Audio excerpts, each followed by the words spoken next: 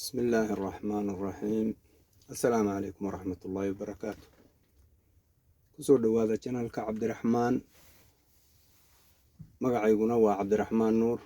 waxaan maanta ini kala hadlayaa mowduuc baan rabaa cusub inaan maanta oo ka duwan mowduucyadii hore ayaan ka hadlayaa insha allahu tacaala wixii ilaahay iga garasiiyo. walaalayaal, mowduucaba aan horey u kalo bini aadamka ilaahay abuuray waxay u kala baxaan qof wanaagsan iyo qof xun. qofka wanaagsan waa la yaqaanaa wanaagiisa, qofka xunna xumaantiisa waa waadax, waa la arkaa. balse labadaas aynu kala naqaan oo wanaag iyo xumaan aynu u kala garanayno, waxaa u dhexeeya qof dhexe oo isagu malbuus ah, macnaha wanaagna wuu kuu muujinayaa, xumaantuna waa gudahay kaga jirtaa. ilaahayna kuwaas waa uu kaga hadlay, diintiisa ayuu kaga hadlay. allah subxaanahu watacaala wuxuu yiri fii quluubihim maradun fazaadahum allahu marad walahum cadaabun aliimun bima kaanuu yakdibuun. yacnii marad ayaa quluubtooda ku jira, ilaahayna waa uu u siyaadiyey. walahum cadaabun aliim, waxayna leeyihiin cadaab xanuun badan waxyaabaha ay beeninayaan. marka walaalayaal, qofkaas khabiidka waa khabiid weeye dabcan. waxaa bini aadamkuna ka mid yahay, cid walbana wuu noqon karaa, ehel iyo sokeeye qaraabo, cid walba wuu noqon karaa. qofka dadka kugu dhow buu noqon karaa, qof kaa fog buu kan shaqad buu noqon karaa, cid walbuu noqon karaa. qofkan marka waxyaabaha lagu garto ayaan rabaa 5-6 qaybood inaan ka waramo. qaybta hore aan bilaabo. qaybta hore waa qofka mar walba xuduudiisu soo dhaafaya. bini aadamka ilaahay xuduud buu siiyey, xuduuddaas qof waliba uu leeyahay in loo soo dhaafo ama lasoo galo ma doonayo. qof walba xuduud buu leeyahay, xuduuddiisu soo dhaafaya. waa midda koowaad. midda labaadna waa qof mar walba xaqiiqada ka ordaya, ka harbaya. yacnii waxa su-aal markaad weydiisid, waxaani maxay sidaan waxaani waa maxay, saan maxay ku dhacday, itijaah kale ayuu kuu saarayaa, jiho kale oo aadan kaba filaynin ayuu kuu saarayaa. qofkaas isaga ah ilaahay sharkiisaynu ka magan gelaynaa.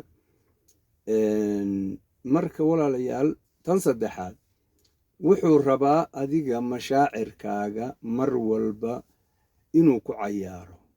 mashaacirka qofka bini aadamka ah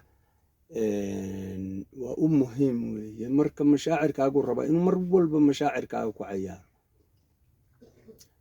midda saddexaadna oo uu calaamadaha lagu garto ka mida waxa weeye inuu wax walba oo qalad yar ah uu qalad weyn ka dhigayo, isagoo kuu tusaya yacnii wixii yaraa si waaye qalad yaro oo bilmathal insaan baynu nahay, wax yar baad qaldantay, qaladkaas wuu aglibayaa, wax weyn buu ka dhigayaa. marka walaalayaal, waa qof isgelgeli badan oo mar walba waa isgelibayaa. su-aashii xaqiiqda ahayd oo aad weydiisay wuu ka leexdaa.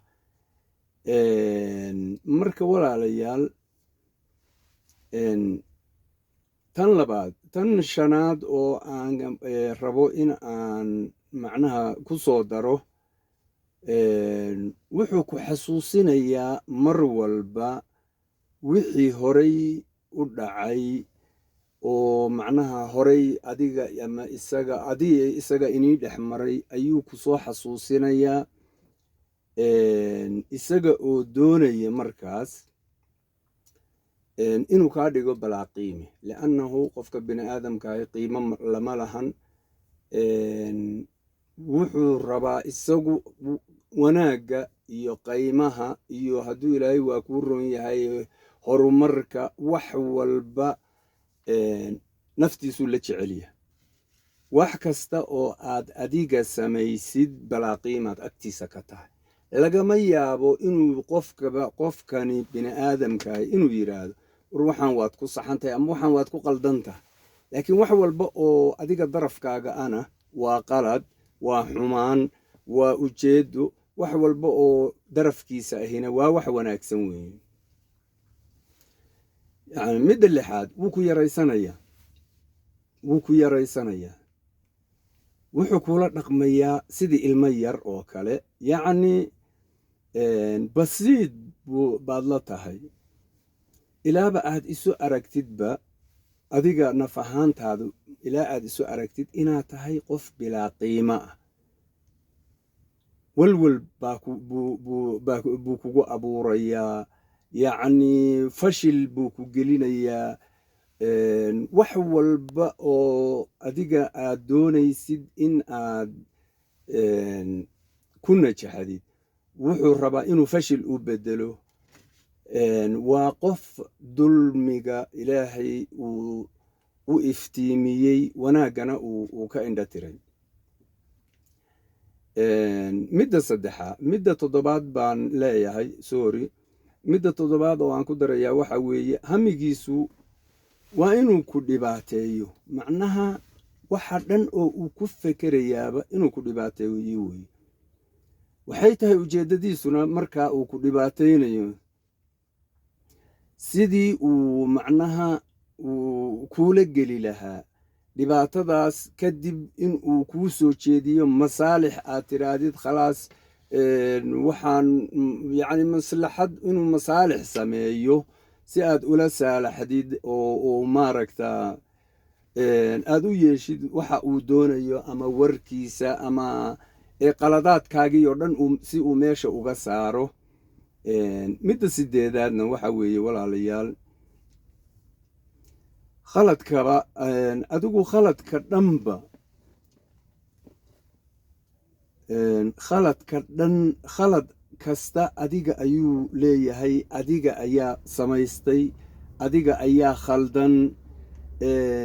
macnaha waa bini aadam aan isaga mooye isagu aan khaldamin, dadka kalena wada khaldan yihiin.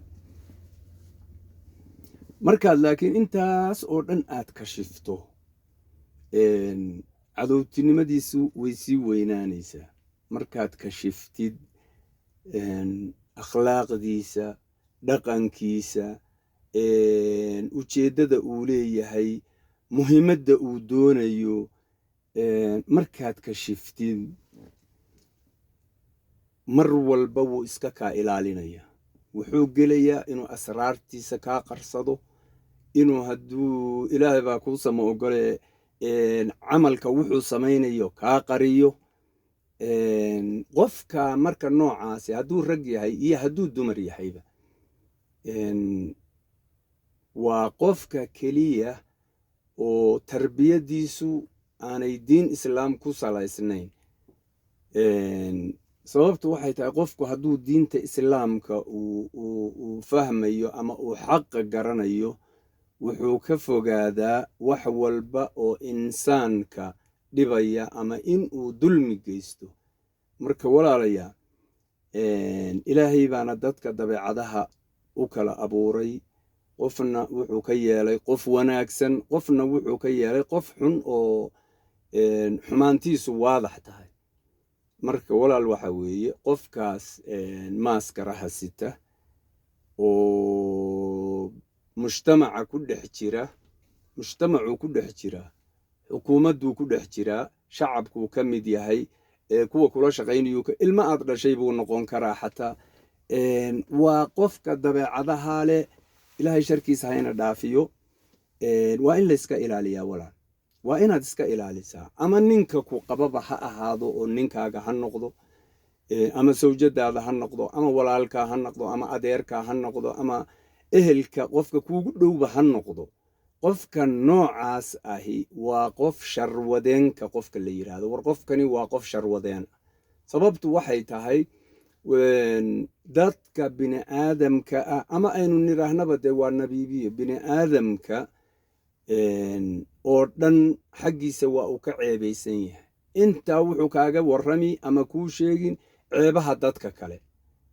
ceebaha dadka kale ayuu kuu sheegayaa. qof kasta oo markii xiriir ini ka dhexeeyo, qof kasta oo uu arko ama aad garanaysid oo aqooni ini ka dhaxayso, wuxuu kuu tusayaa inuu yahay qof xun. yacni waa qof bayna alxiin waalaakhar ka shaqaynaya xumaan in uu wado, isaga oo danihiisa u khaaska ah oo nafsadiisa uu doonayo inuu sameeyo, isaga oo ku fushanaya. sababtu waxay tahay markii aad xaqiiqda u fiirisidna qofkani waa qof daciif ah oo shaksiyan qof liita weeye, aan hiqo isku qabinin. leannahu haddii aad hiqa nafsiya qabtid maa yahimaka linnaas, dadka kuma bahaminayaan. marka walaalayaal, insha allahu tacaala waxyaabaha laysaga ilaaliyana oo aado samayn qodobo waxaa jira waxyaabo isaga daddigiisa ah oo haddaad u isticmaashid aad kaga nabadgelaysid. hadduu ku ogaado inaad daddigiisa tahayna mustaqbalkaaga oo dhan, noloshaada oo dhan wuxuu ka jecel yahay wax walba in uu adiga ku damaro oo uu ku dilo, oo waa isaga hamigiisa wey. marka qodobada ama waxyaabaha ugu wanaagsan oo qofka noocaasa aad kula dhaqmi kartid, insha allah qaybta labaad ayaan kusoo gudbinayaa. maantana intaasaan idinka tegaya. assalaamu calaykum waraxmatullaahi wabarakaatu.